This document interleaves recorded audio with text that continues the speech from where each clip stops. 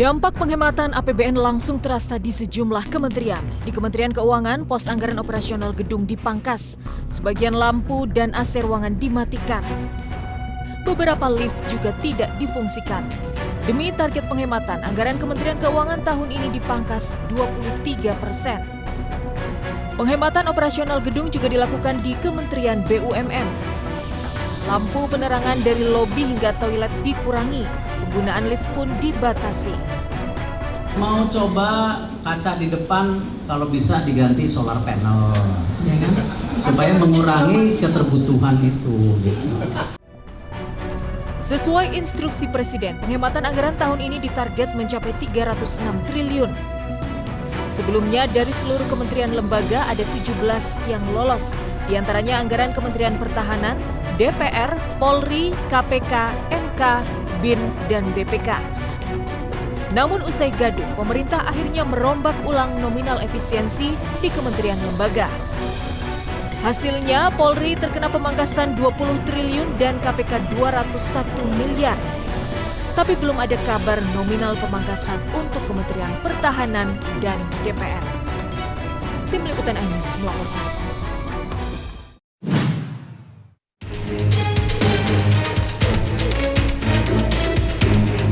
Penggeledahan 3 ruangan di kantor Ditjen Minyak dan Gas Kementerian ESDM di Jalan Rasuna Said, Jakarta berbuntut panjang. Dirjen Migas Ahmad Muhtasyar dinonaktifkan dari jabatannya terhitung sejak Senin 10 Februari 2025. Jadi kita lagi evaluasi internal, ya tentu dengan adanya proses evaluasi internal itu nanti akan dilihat ya bagaimana proses hukum yang berjalan. Jadi itu tentu kita lebih independen untuk melihat itu proses hukum. Masalahnya di mana sih? Ini permasalahan itu lagi dalam evaluasi. Oh, kalau itu per kapan Pak? Tapi penonaktifan penonaktifan akan kemarin sore. Kejaksaan Agung menggeledah kantor Ditjen Minyak dan Gas Kementerian ESDM di Jalan Rasuna Said, Jakarta pada Senin 10 Februari 2025. Penggeledahan terkait dugaan tindak pidana korupsi tata kelola minyak mentah dan produksi kilang pada PT Pertamina Subholding dan kontraktor kontrak kerjasama atau KKKS tahun 2018 sampai dengan tahun 2023. Dari hasil penggeledahan, Kejagung menyita sejumlah dokumen dan alat-alat elektronik. Tim Liputan iNews melaporkan.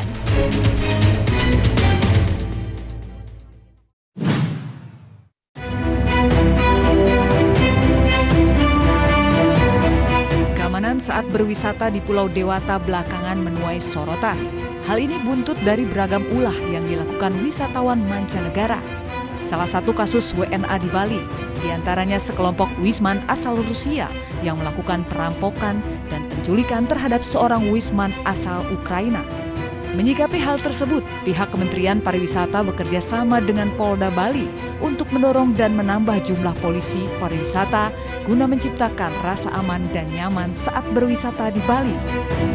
Tentu akan ada sanksi ya, seperti deportasi turis-turis asing tersebut. Nah, kami juga mengetahui bahwa pemerintah Provinsi Bali telah melakukan atau membentuk Satgas Percepatan Tata Kelola Pariwisata untuk menertibkan wisatawan yang terus berulah dan juga menjaga pariwisata Bali yang berkualitas dan berkelanjutan. Itu saya menyampaikan bagaimana Polri juga mendorong ada lebih banyak lagi atau menambah lagi jumlah polisi wisata gitu. Jadi itu juga kita dorong sebagai upaya untuk menciptakan rasa aman bagi wisatawan yang berwisata di Indonesia.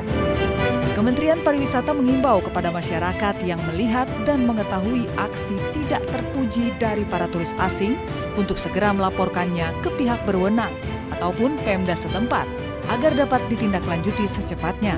Dari Jakarta, Fakih Satrio, iNews melaporkan.